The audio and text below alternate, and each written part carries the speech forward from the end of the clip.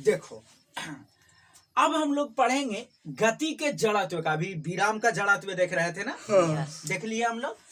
अब पढ़ेंगे हम लोग क्या गति के है ना, गति का जड़त्व। अब इसकी उदाहरण ये भी हम लोगों के दैनिक जीवन में जो है ना, इसका भी जो उदाहरण है वो क्या है, भरा हुआ पड़ा हुआ है। तो सबसे पहले उसको मैं बताए थे विराम वाला में कि अगर कोई बस रेलगाड़ी रुका हुआ है और अचानक से चलता है तो सभी यात्री पीछे की ओर झुक जाते हैं, विराम का जड़त्व है। लेकिन अगर कोई बस, कोई ट्रेन या बाइक वाला को भी देखो ना, है ना, अगर पूरा स्पीड में है और अचानक से ब्रेक मार दे तो सभी यात्री आगे की ओर गिर जाते हैं। गिरते हैं कि नहीं? तो ये क्या हुआ, ये गति का जड़त्व है। क्यों?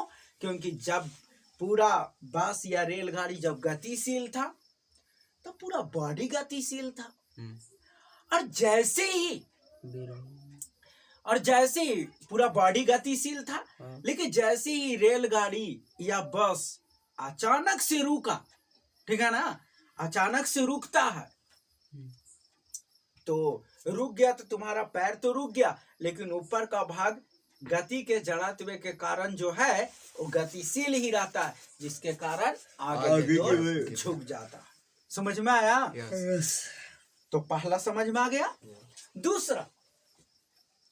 दूसरा हमारे दैनिक जीवन में गति का उदाहरण है, गति के जड़त्व का, कि दौड़ता हुआ व्यक्ति एकाएक नहीं रुक सकता। नहीं, एकदम दौड़ के कस के आ रहा है और चाहे एकदम तुरंत रुक जाए, क्या रुक सकता है? वैसे नहीं रुक सकता। क्यों? क्योंकि इसको में भी गति का जड़त्व है ना। हाँ, क्योंकि आ रहा है तो पूरा गतिशील है, अचानक से रुकेगा तो वो गिर जाएगा। वो रुक नहीं सकता है कि नहीं? एक ही हो गया। अगला गति का जड़त्व और क्या है, लंबी कूद का जो खिलाड़ी है कूदने से पहले तेज दौड़ता है। अगर तू ऐसे जंप लगाएगा तो कुछ ही दूर तक कूद पाएगा नहीं। अगर यहां से कहेगा चलो जंप करो तो थोड़ा दूर कूदेगा, है ना। लेकिन अगर वही थोड़ा सा पीछे से दौड़ करके आओ और एक बार जंप लगाओ, काफी दूर तक जाएगा। क्यों गया ज्यादा दूर तक? गति का जड़त्व है। जैसे वो क्या था, वो दौड़ा ना तो उसकी पूरा बॉडी कच्ची में आ गया गति में, और वो जैसी छलांग मारा, जंप मारा, जंप लगाया तो वो जो गति का जड़त्व था उसको है ना आगे दूर तक फेंकने का काम किया। समझ में आया? अब अगर ऐसे ही करेगा, जैसे फास्टर बॉलर होते हैं, अगर यहाँ ऐसा करेगा तो कितना फास्ट कर पाएगा? होगा फास्ट? उतना नहीं होगा। लेकिन देखता है दौड़ करके आता है, ऊपर बाद में जंप करके और ऐसे फेंकता है, कितना रफ्तार से जाता है बॉल, जाता है कि नहीं? गति का जड़त्व है ना। बाकी स्पिनर के देख लो, वो ज्यादा दूर तक बेचारा नहीं दौड़ता है, तो क्या हो गया, थोड़ा दूर तक दौड़ता है या थोड़ा सा ऐसे करके घुमाता है तब स्लो जाता है। समझ में आया ना? तो वही चीज हो गया। यानी जो बताया जाता है वही बोल रहे थे कि लंबी कूद का जो खिलाड़ी है वो जंप करने से पहले, कूदने से पहले तेज दौड़ता है कि नहीं? तो ये भी किसका उदाहरण हो गया? गति के जड़त्व। किसका हो गया? गति का जड़त्व। गति का जड़त्व हो गया।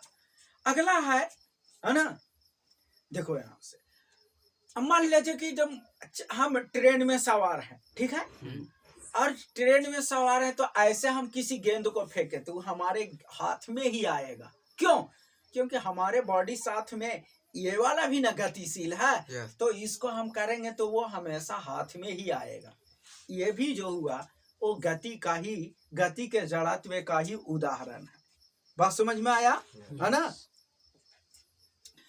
एक और होता है कि जैसे बस उसमें देखता होगा, जा रहा है, एक बार मोड़ काटा तो आदमी इस तरफ झुक जाता है, जिधर मोड़ काटा इससे काटा तो इस तरफ झुक जाता है। इसका भी कारण यही है ना, गति का जड़त्व का उदाहरण है ये। क्यों?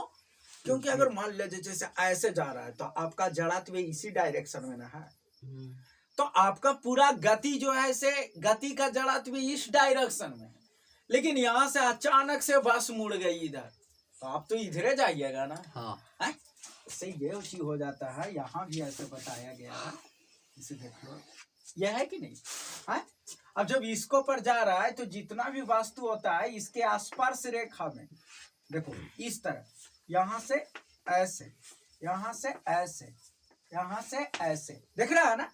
जब ये है तो इस तरफ जाना चाह रहा है, लेकिन यहाँ पे बल लगाने के कारण ऐसे जा रहा था। नहीं समझ में आया? तो देखो ये अब यहाँ से ऐसे मुड़ेगा, तो इसीलिए ना जो बस में बैठे हुए यात्री होते हैं तो ऐसे जा रहा है ना, तो गति का जड़त्व तो इसी डायरेक्शन में ना हो गया, और अचानक से बस ऐसे मुड़ गया। तो मुड़ तो गया बस, लेकिन आप किधर जा रहे हैं इसी तरीके से ना, इसीलिए ऐसे झुक जाता है।